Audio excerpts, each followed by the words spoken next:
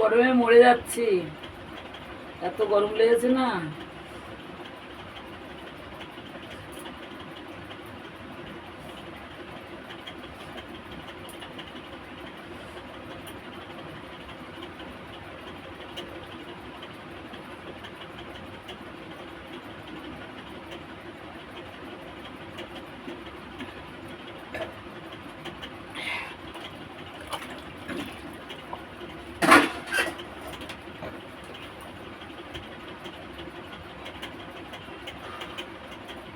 এত কষ্ট হচ্ছে বন্ধুরা, তোমরা কেমন করে আছো জানি না, কেমন আছো, আশা করি ভালো আছো।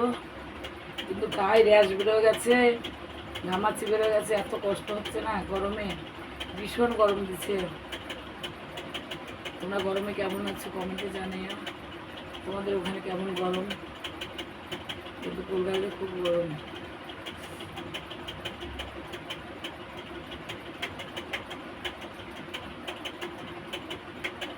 সকালে স্নান করেছি, আবার বিকালে গাটা ধুলাম।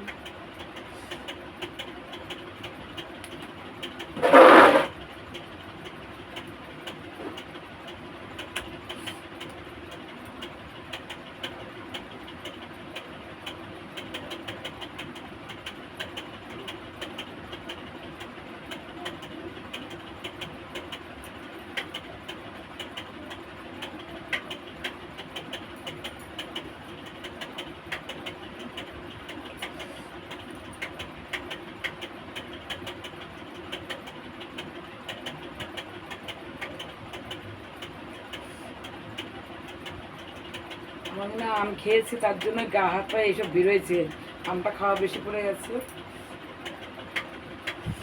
গা হাতটা চুলকাচ্ছে, গাল টাল সারা গা চুলকাচ্ছে। এই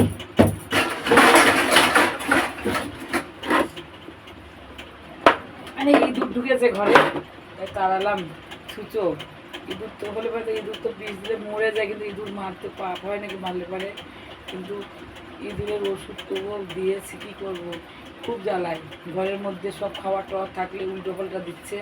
তারপরে ইঁদুর তো মরে গেছে, কিন্তু ছুঁচোগুলো আছে না, সেই ছুঁচোগুলো খুব জ্বালায়। রাত হলে পরে সব ঘরের মধ্যে পায়খানা টায়খানা করে, বা আলো জ্বালিয়ে রাখি তবুও এরকম খুব জ্বালাচ্ছে।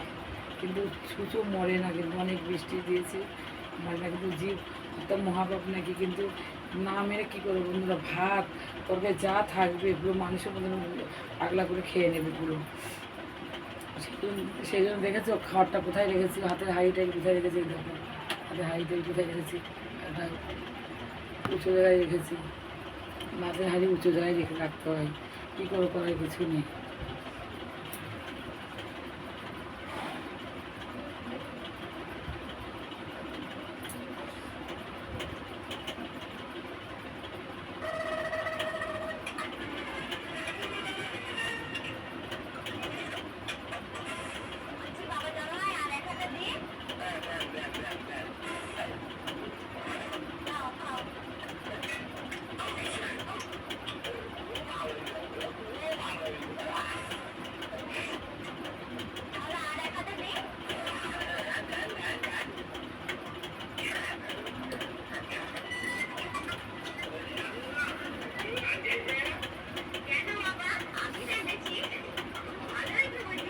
এখন পুরো একা হয়ে গেছি, একা একা থাকি তো।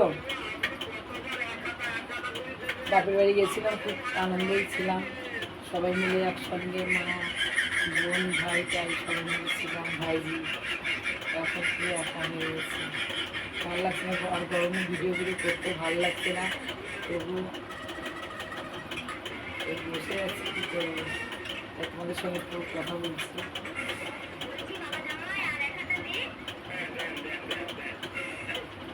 ঠিক আছে, ছাড়ছি, কথা পরের বলতে দেখা হবে। ভালো থেকো, ভালো আছি, কমেন্টে জানিও তোমাদের ওখানে গরম কেমন।